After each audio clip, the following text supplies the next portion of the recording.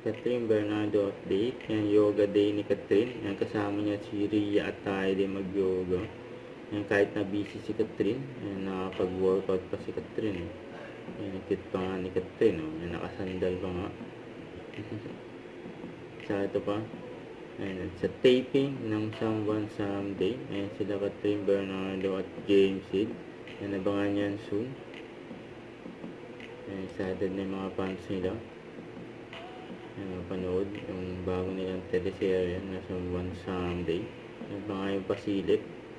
Yan sa mga eksena yun, oh.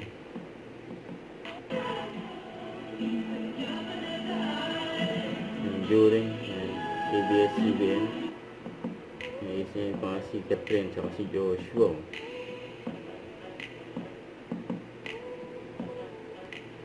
Ito for beta dahil ni Catherine endorsement niya. Saka sabi dito sa post, Catherine Bernardo promotes the Plastic Flamenco Plastic Recycler, an organization that makes 100% plastic recycled and eco boards, turning plastic waste into school chairs and across the Philippines. Don't forget to subscribe, click the notification bell for more updates. This is featuring Action Live. Stay tuned for more videos. See ya.